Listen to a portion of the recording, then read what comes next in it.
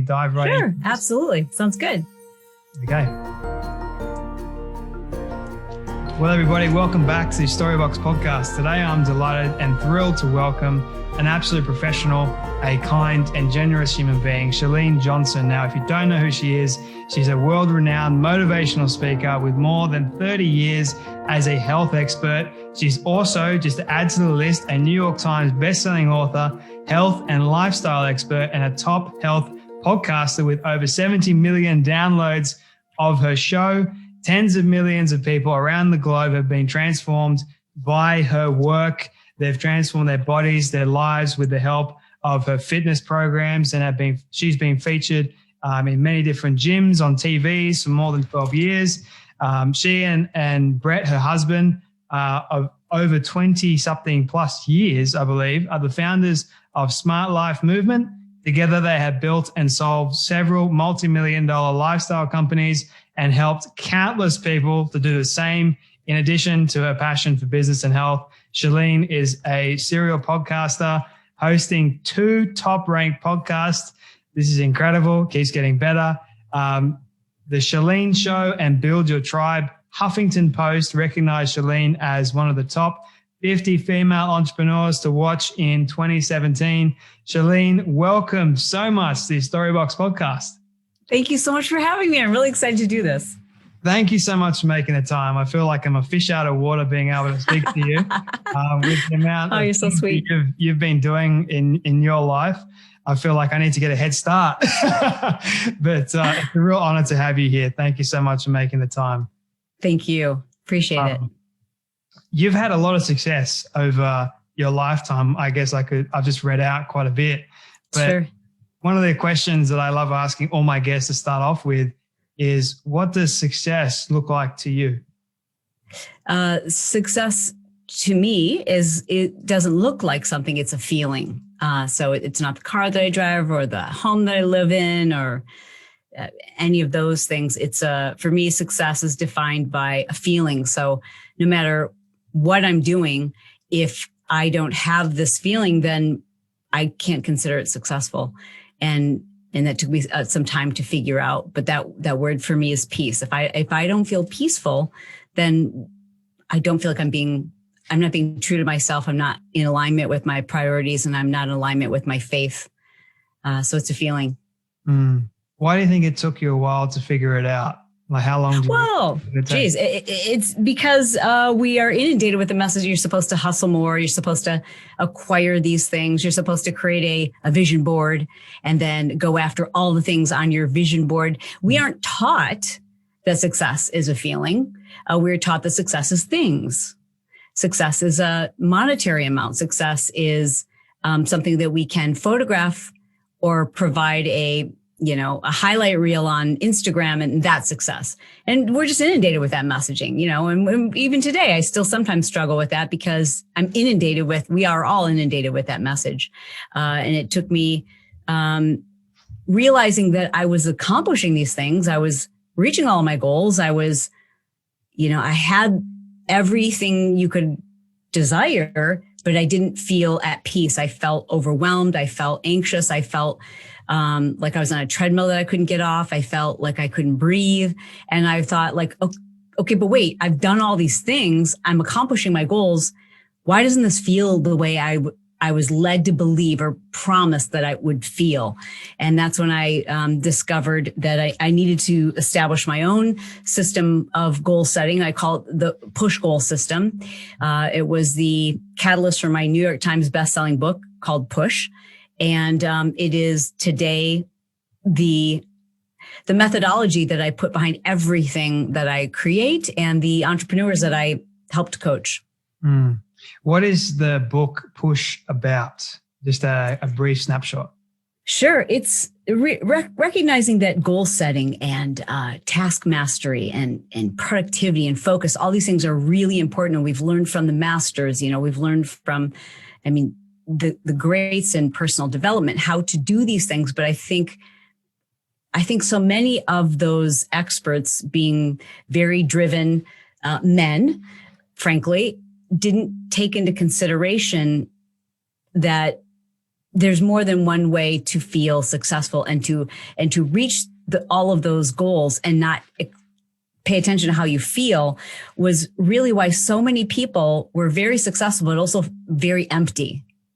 And, not once I achieved a certain level of success and was around incredibly successful people, I saw that so many of them had this in common, that they had broken marriages and they had addiction and they had, just things, they just didn't seem like happy people, but they were incredibly successful. And it made me realize, like, I don't want this. And it was taking a toll on my own marriage, Brett and I. And so therefore I decided to go like, okay, so what was missing? And what was missing was the piece of goal setting that factors in, like, how do I feel? Like, what do I want to feel? And what happens if we were to set goals that were in alignment with the things that we are really, truly important to us? So if you ask the average person to just sit down and create a list of your 10 goals, they'll do so. And a lot of times the things that we set goals for in those areas are in areas where we're already crushing it. But the areas that are most important to us. So like if I ask you to go through a list of the 10 most important areas of your life and give each one of them a score. So we could go hobbies, your faith, your family, your romance, your physical health, your mental health, your work, you go through all of these areas. For most people, if the areas that they score the lowest are ironically the areas that are most important to them. But if we were to just like say, okay, Jay, make a list of 10 goals, we kind of avoid those areas that we're unhappy with, because even though that's important to us, because it's harder. Yeah.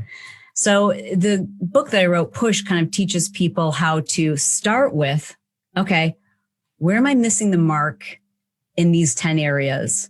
And how can I set goals that align with what truly is important to me? And then how can I create goals that are not just in alignment with what I want, but that fit with that feeling that I want to accomplish? Because, if we just go like crazy to master our goals, and by the time we get there, we realize like we've destroyed our health, or we've destroyed the joy that we were after, the freedom that we're after, then it's kind of for naught. So the book Push is really a process. It teaches that process. I love that answer. There's so much for me to ask you just out of that. But one of the things that keeps coming to my mind is setting, I guess, 10 goals. But I know for me, I found it very difficult and sometimes very tricky to actually write down 3 goals that I really, really wanted to achieve. And I realized that was because I allowed fear to take control over what I knew to be real, or taking that step forward and actually what was it going to look like for me if I actually started going forward and trying to achieve this particular goal, because they were big goals. Yeah. And I didn't even bother with the small ones, because I thought, no, I'm not going to do small. I'm going to go big or go home, as I was taught. So I think it's a very important thing what you're teaching is, don't be afraid, number one, to set goals, and secondly, just write them down and then work towards them. Yeah. That's an important thing. I also think it's important that once we set goals for ourselves, another thing that I teach people to do is to look at each one of those goals. So any goal that you set for yourself, you're going to need one of 4 things. You're going to need, this goal requires that I need more time, or I need more money, or I need skills, or I need different habits / discipline, right? You're going to need one of those 4 things. So I always ask people, when you make a list of your 10 goals, to then go through and just write a letter down next to each goal, like T for time, D for discipline, S for skills, M for money. And then if you see there's like a lot of T's or there's a lot of M's, like most of these goals I need money, or most of these goals I need time, then I recommend that people create an 11th goal that is the goal of which is to give you more of whatever it is you need. So if you need more money, well, then create an 11th goal that is just about either saving money or making more money, because that's going to allow your other 10 goals to happen. It knocks them over like a domino. And that is what I call the push goal. It's the 11th goal. It's the most important goal. It's the secret goal. It's the goal that makes the others happen. So if you focus on that 11th goal, it's so fascinating how oftentimes the other 10 will just get knocked over because you're putting in place the means by which to accomplish those things. Has there been a goal recently or even over the years that you've set for yourself that you haven't been able to tick off? Or that you're still working towards? That's a very good question. Yeah, I'm always working. I'm always working on keeping myself in check when it comes to work, because it's my default, right? It comes easy to me. I'm an entrepreneur by nature. I've always never had a shortage of ideas. In fact, what I usually have to put into place are some boundaries or limits so that I realize, like, okay, I can't do all things at once. And if I do, I'm going to be unhappy in other areas. So although I can't think of a goal right now that I haven't reached, I'm sure there's been many, but I always believe, like, that's for a reason. And it's really important that we don't just continue to go after a goal because we set it as a goal. If we recognize in the pursuit of it that it doesn't align with our happiness or that feeling that we want to have, then it's not quitting to drop that goal. It's just you're adjusting course. And that's a smart thing to do. Redirecting it. I think that's a very important thing. I have this saying that I often say to people and even myself when I sort of get off track. It's okay, first and foremost. Secondly, persistently practicing patience with prayer and perseverance. Love that. I think number one is persistence. So if you really, really want it and it aligns with your purpose, then go after it. Don't stop, because oftentimes we do stop and then we wonder what could have been. But for some people, I know, even for myself and what I've gone through, I've wanted to give up many, many times. But it's almost like that guy that's two people that's digging for a diamond, and they just stop halfway. Like they had the goal in the first place of reaching the diamond, but then all of a sudden life gets in the way. Life sort of gets a bit hard and they just stop and they walk away from it. Yeah. So that's why I say persistence firstly. Secondly is practice. Yes. So you got to persistently practice things. The persistence is the mindset and the practice is the action. And then thirdly, which is prayer, is one of the most important things. I myself am a person of faith. You mentioned faith. Always, whatever people believe in, that's on them. If it aligns with their happiness, their vision and purpose, fantastic. But for me, I go to my Heavenly Father, Jesus Christ, and I pray to Him, and He's never steered me wrong. Yeah, it's reassuring also for those of us who are type A's and tend to have a bit of some control issues. I've always found it just so reassuring to know that I am not in charge, and it's a nice feeling to know that. I know that sounds crazy, but it's nice to know a lot of things aren't up to me, and that I can turn it over to God. When was for you? When have you always been a person of faith, or when was the moment for you that you sort of? Yeah, I've always been a person of faith. I think there were times when I studied personal development or business development where things like didn't add up for me. Like even just the idea of creating a 10 or a 5-year plan, that was always kind of hard for me. And I couldn't figure out why until, I don't know when it was. I couldn't pinpoint a moment, but I suddenly just realized, like, oh, the reason why a 5-year plan doesn't always feel right to me is because I'm not living my plan. I'm following God's plan. And there's so many twists and turns that it's okay for me to have kind of like a fuzzy, blurry idea of where I'm headed, but the exact route is not up to me. And that's kind of fun. I think it's exciting, honestly. Yeah. It's nerve-wracking, but it's also exciting at the same time. Yeah. I don't find it nerve-wracking at all.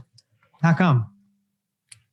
Because I have total confidence in myself and my faith in God. And so I could never question His plan. I mean, I do at times, but I don't find it nerve-wracking. I just think that's a strong foundation of faith where I'm like, well, I'll find it interesting. Like, well, this is an interesting turn of events, but it doesn't make me nervous. Like when people say, what are you going to do next? My answer is always the same. I'm like, I don't know. He hasn't told me yet. Has there been a moment in your life where your faith has been tested? I guess every time something horrible happens to the most amazing people, my faith is tested. I question it. I wouldn't say my faith is tested, but it's hard not to question, like, why? Why would that happen to this person? And really, that's about it so far, knock on wood. If you were to, say, for example, is a hypothetical question, but if you were to just all of a sudden meet God straight away, you're still alive, but you meet him in the flesh, what question would you want to ask him? You're only allowed to ask one. Are you kidding me with this question? I guess I should have that prepared, right?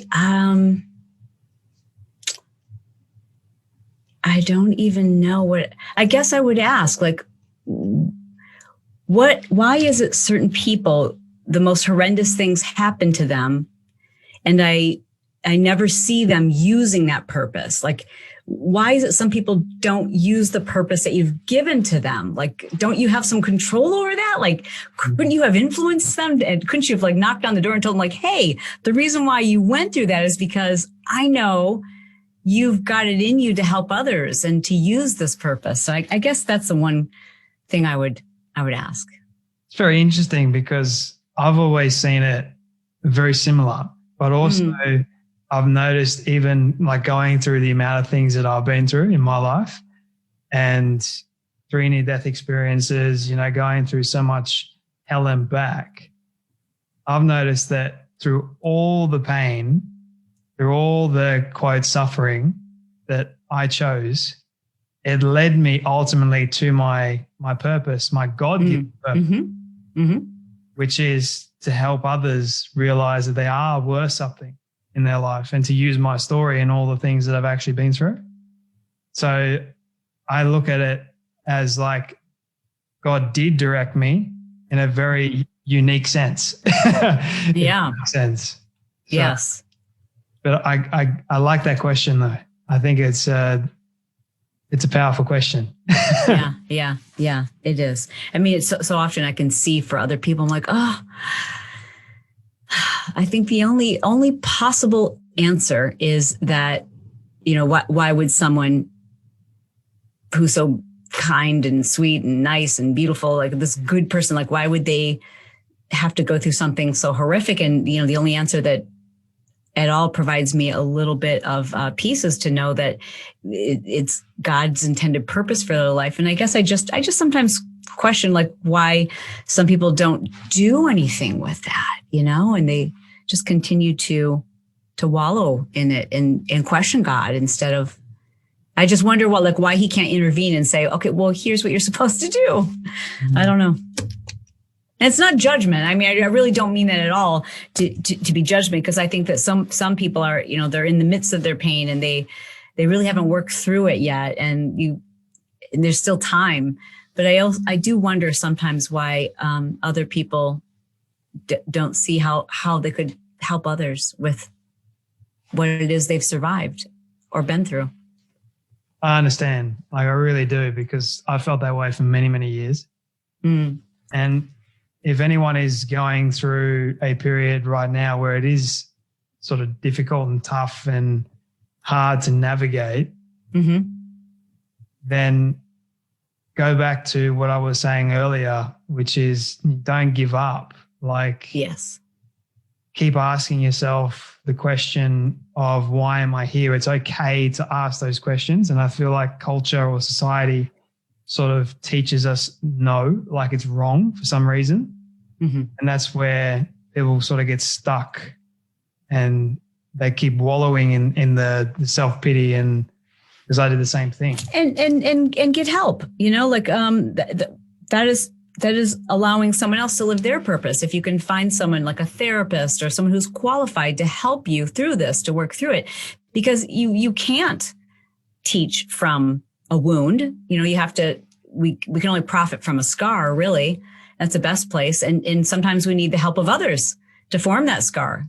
So if you are in the midst of it, I always just say, like, don't suffer needlessly. There are people who their purpose is to help you through this. I've really enjoyed this part. Didn't know we're actually going to go down here, but here we are.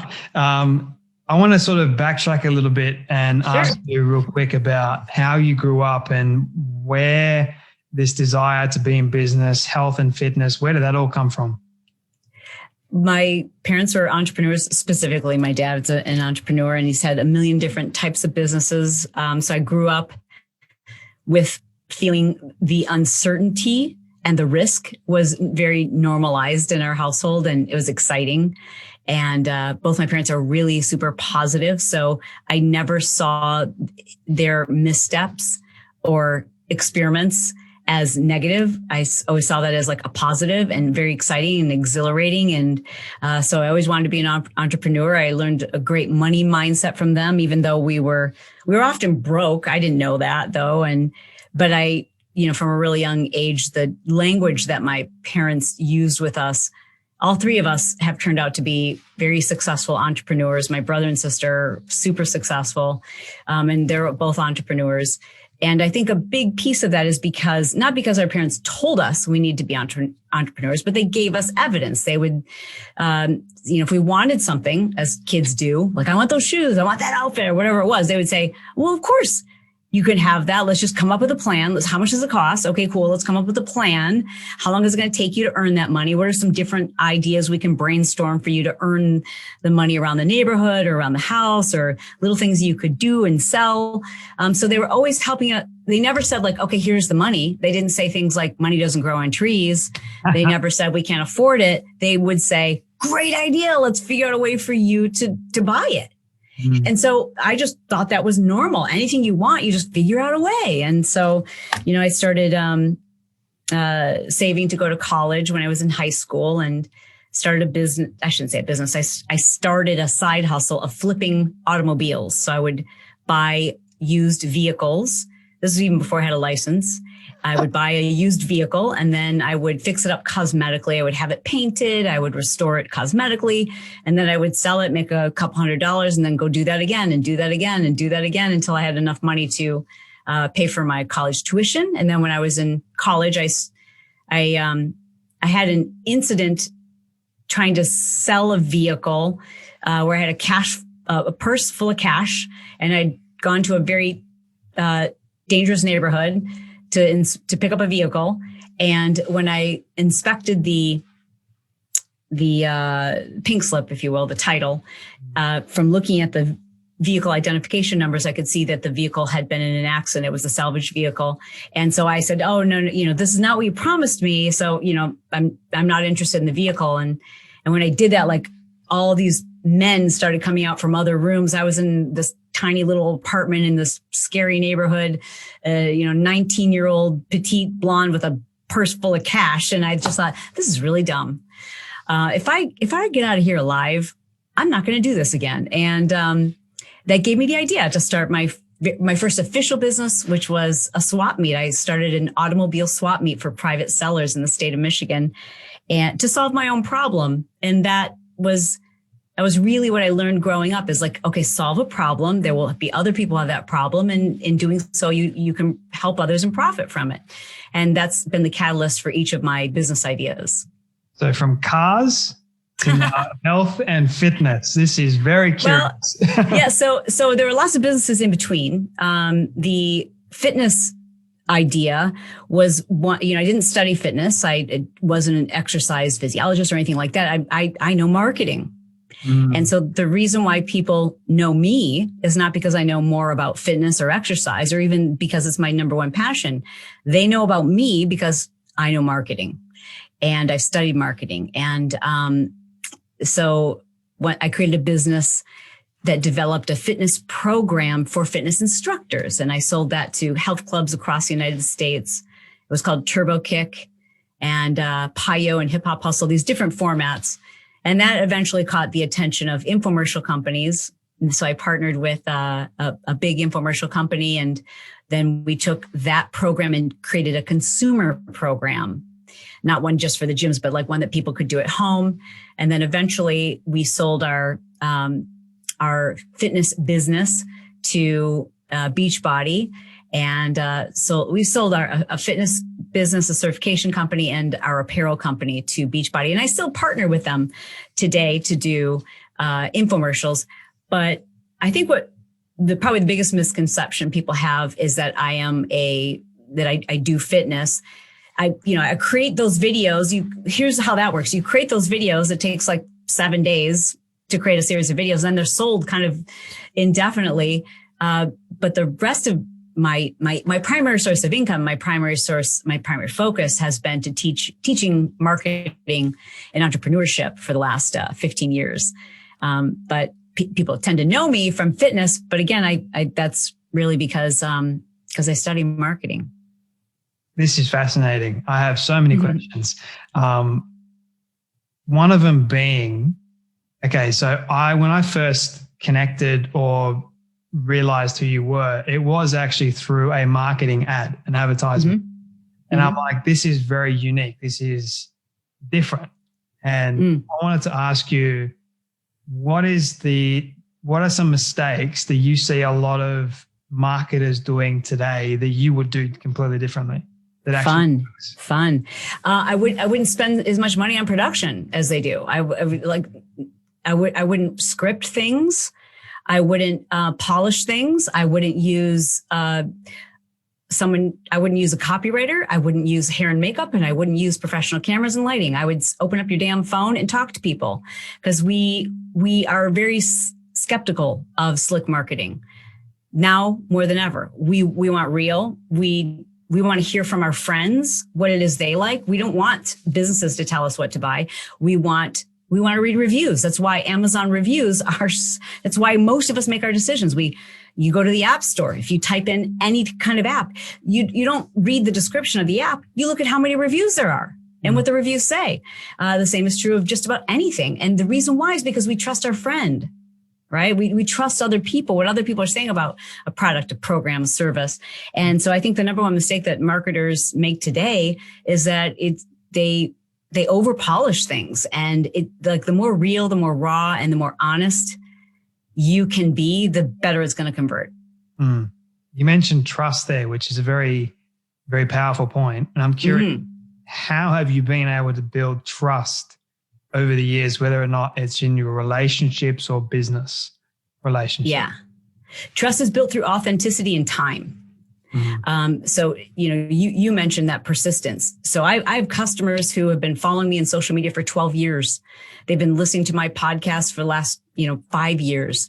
They've downloaded hundreds and hundreds. I've poured hundreds and hundreds and hundreds of hours into them, free trainings, showing up, responding to their DMs. And, they've never bought anything from me. And that's okay, because what I've done is established a level of trust that will serve me when they are ready. They know where to find me. And it will be an easy decision for them to make. Trust is the most important thing that you can do when it comes to building your business. And it's the quickest thing that you can destroy. And it's really impossible to build it back. That's why I'm so incredibly particular and careful about the things that I bring to my audience and how I bring it to them and what I say. And trust is built over time. You've got to be authentic, because we are so good at reading through the BS today. And you know what? There are some folks out there who can BS the masses for a little while, but it always, mark my words, always comes crashing down. And it's almost like for those people who are good at seeing through BS, when we see those phony guru people crash, it's not that we, get excited or happy or joyful to see somebody crash and burn, but it's also like, I knew, my radar told me this person wasn't authentic. My radar told me that they were phony. And it's kind of like reassuring to know, like, okay, I wasn't crazy. And I think most of us are pretty good at picking up on phony. Yeah. And I think phony because it can bug, if you're an authentic person, it can bug you when you see phony people like rising to the top or whatever, like pulling the wool over on other people's eyes. And you just have to know that eventually that all works itself out. I can't begin to tell you how much I relate to everything you just said there. I'm always trying the very best that I can to be authentic, to be a man of integrity, and to show my true self, my character, not to just beat around the bush, as the old saying goes, just to go straight directly to the core. That's where the value really is. And if people actually see that you are being true to you, then they can actually relate, which then also helps them. Yes. Yeah, it's such a powerful thing that you just said there. I want people to rewind and go back. Thank you. But a couple more questions for you, Chalene, if you don't mind. Not at all. This one may be a hard one to answer, but we'll see how we go. You've given a lot of advice already, and I'm curious, what is the worst piece of advice you've ever received from someone? I love that question. The worst piece of advice I've ever given or the worst piece of advice I've ever received? You've ever received. Worst piece of advice I've ever received was on several occasions, just hiring mentors or coaches who wanted me to do things faster or to do more than what I knew was comfortable in order for me to maintain the word peace. So it wasn't that it was poor advice. It was that I wasn't listening to my own intuition that was telling me like, this is too fast. This is a pace that's going to, like a business pace, for example, that is going to encroach on my happiness, or it's going to affect my marriage, or I'm not going to be able to do the things that I need to do every day to be grounded and to be happy. And so I would have to say that I've never gotten like horrible advice, but I've gotten advice that I've taken, even though I knew it didn't fit for me. That's good. That's very good. This one, what is your biggest fear currently? My biggest fear currently is probably I worry about, I mean, this is just like a global thing. I just so worry about what social media is doing to us.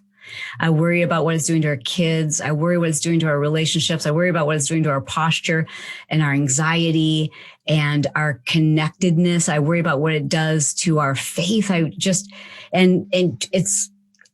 teach it. I love it.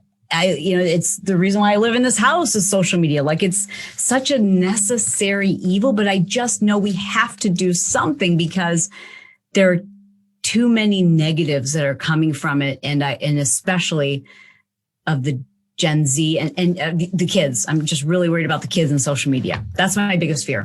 Same.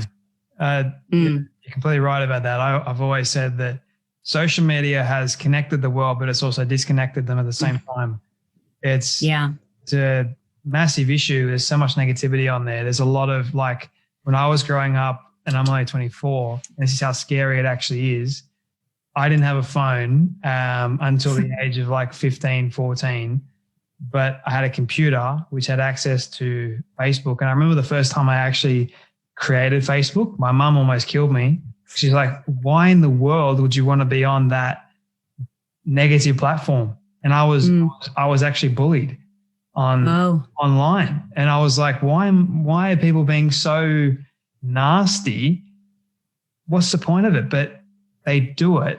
There's a level of insecurity on their part. And that's one of the reasons why I want to bring awareness. So I really appreciate you sharing that fear. Yeah. I don't know what the answer is, but man, you go to a restaurant, you see every kid they're not talking to their parents. They have an iPad in front of them, and mom and I'm not like judging, because like we do the same thing, we're on our phones, but we've got to figure something out. And I don't know. I wish I knew what it was, but it does have me very nervous.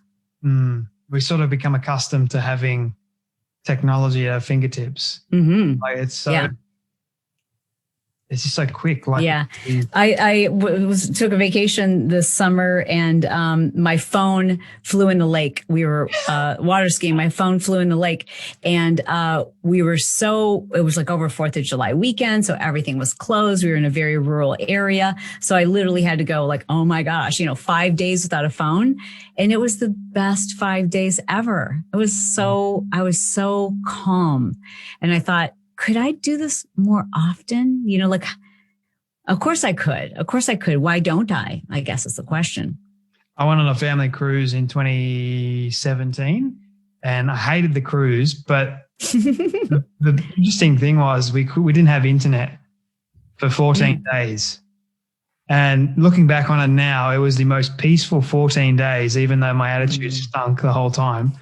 That's another story entirely. But it was so peaceful because I thought I had missed out on life. But then when I reconnected back to the social world, in quotation marks, I didn't miss a thing. It was the same crap. It was just on repeat. I'm like, oh, okay, this is very interesting. But my second last question for you, Chalene, if you don't mind, I always ask this one at the end. It's my all-time favorite question.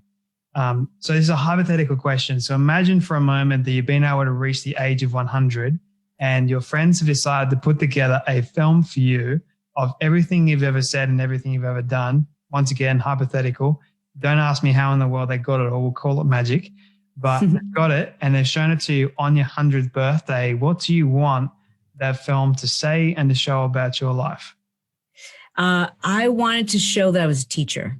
That was what was most important to me, was to teach and to help, first and foremost, my family and the people who are important to me. I hope that it shows that I was someone who didn't really care much what other people thought or climbing any social ladder. I really poured into a small group of people who matter a lot to me. It would show me being present. It would show me lifting others up and helping them to see their potential, and then helping them to achieve their potential. But most importantly, people who were close to me. I love it. It's a beautiful film. I would watch it. Thank you. And okay, I apologize. I lied. This has been my second last question. I'm so sorry, but they're so good. These are like my degree is in justice, morality, and constitutional democracy. Wow. So I lean towards the philosophical. So this is fun. I like that. Okay, this might be a philosophical question too, but what do you love the most about your husband? Oh my gosh, he's such a caretaker. Like, he was put on this planet to care for a woman with extreme ADD, and he found her. My husband is, I like to say, he is an orange cone and I'm a bulldozer. He's, which by that I mean, he doesn't stop me, but he's always there to like make sure that I don't bulldoze off the side of a cliff. He makes sure that I don't hurt other people with my crazy ideas, but he just always provides the support and the wisdom. And I've never met, nobody cheers me on like he does, nor is it important to me. Like, I don't need kudos from people. I just don't. I don't need accolades or, anything like that. But I do look to him and say, like, so was that good? Did you like that? Because his opinion really matters to me. And I love everything about him. He's an amazing father. He's an amazing son. And I don't know how I got so lucky to have, actually, I'll say this so that people aren't like puking in their mouths. He didn't always used to be this way. He used to be kind of a jerk.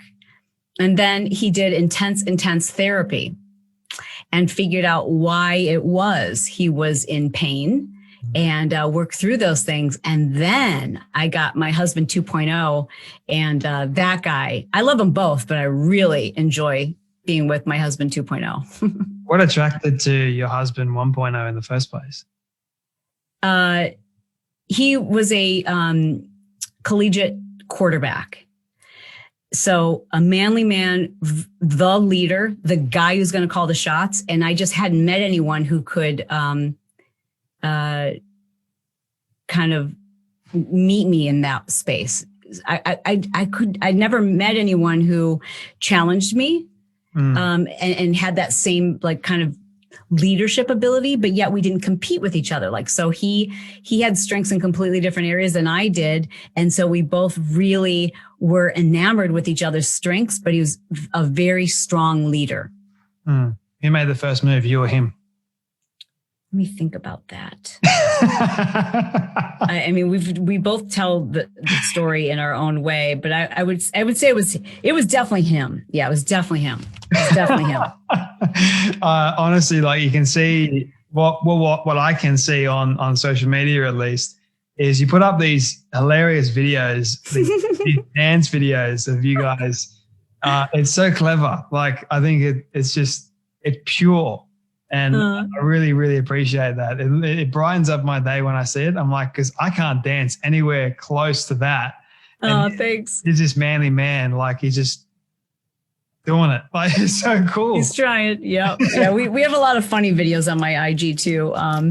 We've done a couple of videos where we impersonate each other, like what it's like to live with him and what it's like to live with me. And then we play each other. And I think those are pretty funny too. Because I think anyone who's in a relationship, there's a part of you that's just like so completely opposite that everyone can relate to that. It's creative. I love it. Don't stop doing it, please. All right. My last question for you, Chalene, if you don't mind, is what is the weirdest food combination you've ever tried? Weirdest food combination I've ever tried? Well, I don't know if it's a weird food combination, but it's a strange thing that my dad used to make. So I grew up in the Midwest in Michigan, and this will be for those people who are like, grew up eating horrible food. We did for sure. And my dad would make these. He was horrible in the kitchen, as am I still. But he would make, when my mom would leave, he would make up these like crazy concoctions to try to feed us. And I remember we got a deep fryer, and he took ice cream and made a ball of ice cream and then wrapped it in Wonder Bread and then deep fried it. So we had like Wonder Bread fried ice cream for dinner. It was delicious. It sounds like the kind of man that I wanted as a father. Like yeah. That kind of style of cooking. Oh, he's a hoot. He used to tell us when this is why I had to like break all the norms, or, everything I learned growing up. He would take us to gas stations when we were growing up. If my mom was gone, of course, and he would take us to gas stations to buy food that was wrapped in, cellophane and in their refrigerators. Cause he's like, you guys, these sandwiches have to be so good for you. They can live for months. They've got some kind of preservatives in them. They've got to provide us with some kind of preservatives. Maybe we'll live longer if we eat these sandwiches. Meanwhile, we didn't realize we were eating like, completely fake foods loaded with preservatives. But in his mind, like, this stuff, look at this hot dog. It could live here for months. We should eat it. Don't take any nutrition advice from Bill. That is gold. Oh, my mouth. Oh, my jaw. It's killing me. Thank you for that. Yeah. Chalene, where can people find you and connect with you? I'm going to continue laughing in the background. Awesome. Well, if you're a podcast listener, it's The Chalene Show. If you're into business, it's Build Your Tribe on podcasts. And Instagram, I'm at Chalene Johnson. Chalene, thank you so much for your time today, your energy, making me laugh as well, and for answering the so-called philosophical questions. I really do. Well, what a fun and beautiful conversation. Thank you for the opportunity to spend some time with you.